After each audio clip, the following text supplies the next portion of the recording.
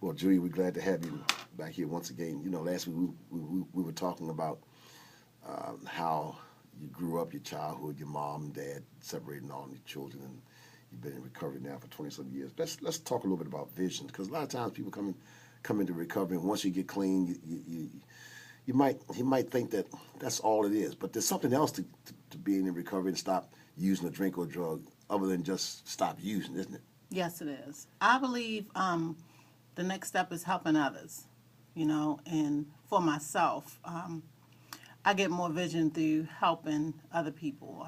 I'm in the cosmetology business, so I make people smile all the time. So it's like a give back. When you say you make them smile, you mean when they look and see how you've done their hair? Yes, a girl feels great when they look beautiful. Really? Or you just tell them, you can do better than this. And that's my hope for myself, that I can always be better. I'll never be perfect, but I can definitely be better. Yeah, and I think first impressions. I used to say first impressions are lasting impressions. And I'm married, but I love to look at a beautiful woman. Of course. I mean, even men who look sharp, neat.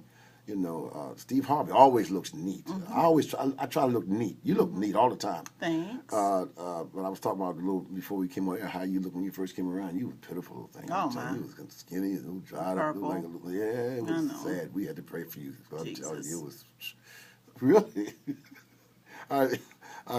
There's another friend of mine. She comes to the Sunday night meeting, sits on the front row. I'm not gonna call her name, but she's been around about 25 years. And I tease her because when she first used to come around, she used to wear this little beat up gray jacket. She used to wear this gray jacket, and we used to come to the meeting up at on Glen Oak and Liberty. Um, Glen Oak and Liberty on the right hand side, mustard seed.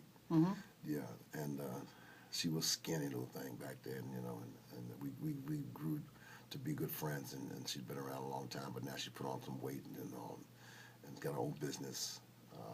And God will, I'm telling you, once you get the drugs out, those of you all who are out there in the radio listening audience, let me tell you something. If you are suffering from the disease of addiction and you can't stop drinking, you can't stop drugging, I want you to know that there's something else on the other side of stopping the use of a drink or drug. After you get clean and after God removes the obsession and the desire to have a drink or a drug, God can open doors for you. Can you do that, Julia? Yes, I believe it's called purpose. Okay. You Let's talk discover about your that. purpose in life. A lot of times, to me, that comes from within, and you don't get that purpose until you really sit still and pray. And to me, my purpose, it just comes easy. It's like an innate ability to do something. When you want to do something else, you can't because you keep going back to your purpose. Or when you flip or you stumble in different areas, it's because a lot of times that's not your purpose. So when you find your purpose, it's going to be struggles with it, but you can do it. It just comes easy. Yes. Yes. Purpose. What's your purpose? Where are you going? What are you trying to do right now with your life with 22 years clean? Right now, I'm going to help others. Okay. I'm in the beauty industry, so I managed to go to college.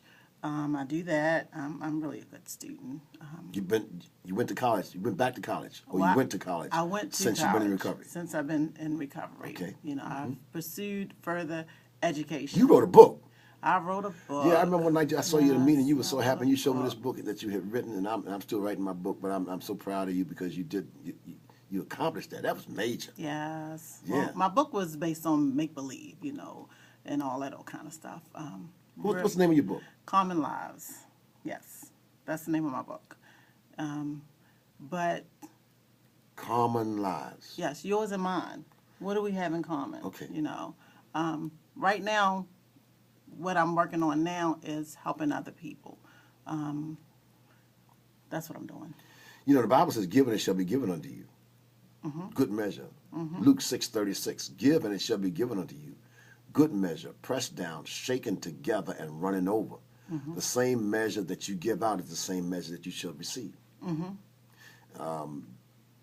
That's powerful. Giving. So how are you using your purpose in and giving today? Where you going with 22 years clean? Still single, right? Yeah, I'm still single. Okay. Yes, I'm And still single. yeah. But God's gonna provide a good, I believe a good godly man for you. Mm-hmm. You just can't take any man that comes along just because you got blonde hair today. You know what I mean? No. And because you look good, and because you have an education, and because you got a car, and because you have your own business, and Yes. because you'll draw a lot of ticks. Mess. Yes. Ticks. Okay. See? They 'Cause suck everything out. I raised up in the country, and I raised dogs, and every day I'd be patting my dog, and I feel something on it, and it was a tick. And you know what a tick does? Mm-hmm. Suck your blood. Yes, they do. Right, and we got a lot of black ticks in our neighborhood that we need to just reevaluate. They need to reevaluate themselves. Yes. Bloodsuckers. Yes. And I'm just being honest. Mm-hmm. And that's the reason why I spend a lot of time in trying to rehabilitate young men and women, Mm-hmm. because just because God blessed you Mm-hmm.